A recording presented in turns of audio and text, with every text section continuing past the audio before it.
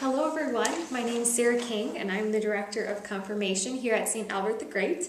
This video is for those of you who were unable to attend the grade 9 confirmation meeting this past Sunday, September 27th. So I will try to be as brief as possible and keep this concise, but I just want to give you all the information you need and go over what we covered at that meeting. To start out, we just welcomed everyone because at St. Albert's we have people coming from all different backgrounds. Some students went to Sacred Heart School and had a wonderful Catholic education. Some are continuing on at Edgewood. To those coming from Sacred Hearts or Edgewood, welcome.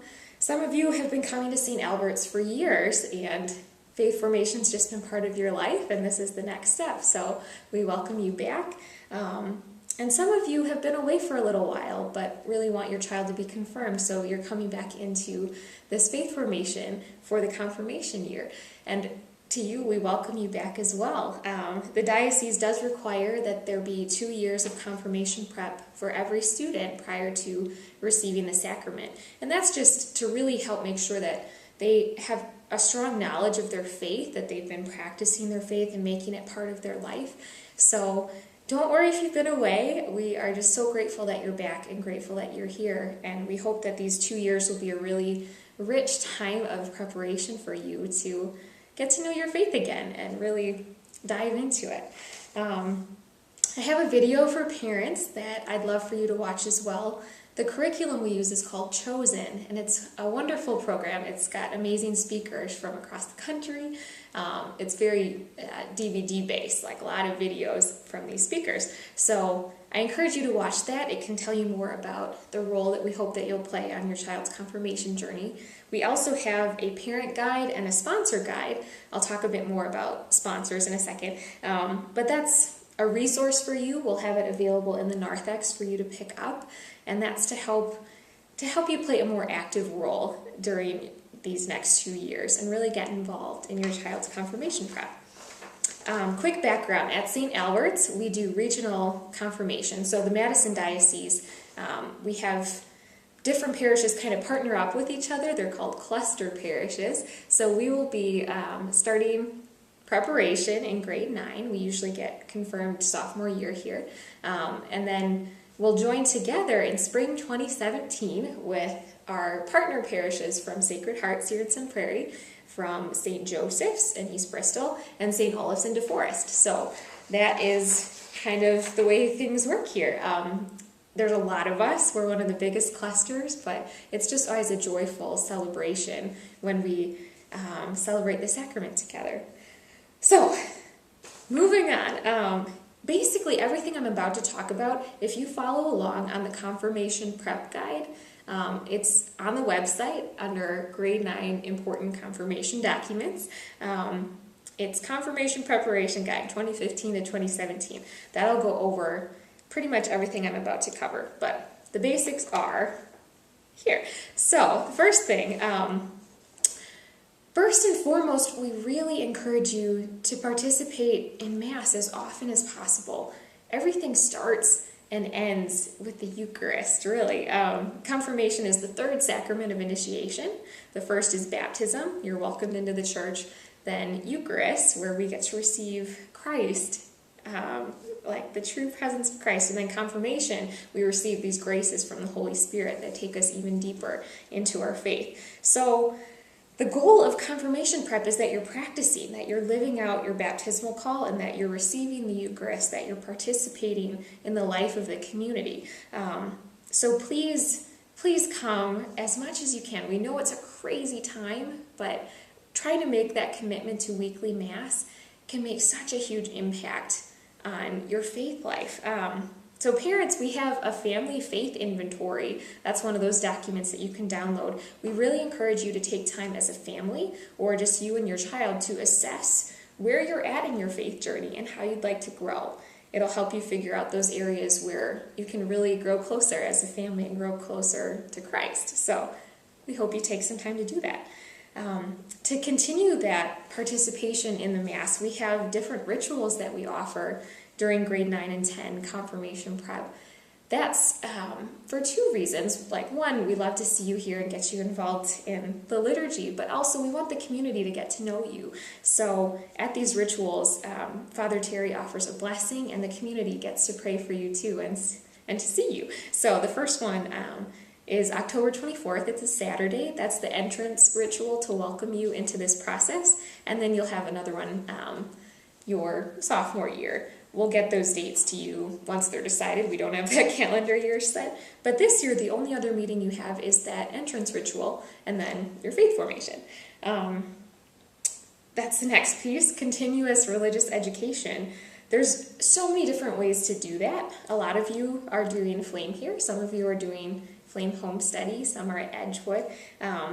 But as I mentioned before, you need to have adequate preparation and knowledge of this Catholic faith. So the diocese asks you to do 2 years of confirmation prep. We will have additional classes that we offer, just meetings to help supplement your learning your sophomore year. So again, we'll get those dates to you in summer of 2016 as soon as we get our calendar set.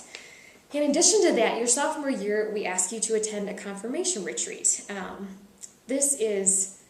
It's not meant to be like a burden. It's meant to be an opportunity to help you just take some time to step back and reflect with your peers and go deeper.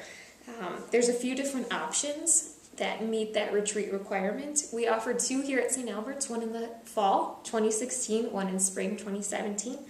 You can also attend a Camp Gray confirmation retreat. Specifically the confirmation retreat, that one is amazing. It's about $75, and it's like an overnight weekend thing. Wonderful feedback from that. You can also go to Together Encountering Christ. I think there's a church, it's in Stoughton, so we get those dates to you again next summer.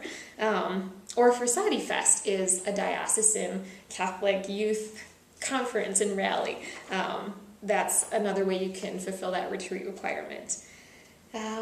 Other logistics, baptismal certificate, we need that turned into our office. If you're baptized at St. Albert's, it should be on file.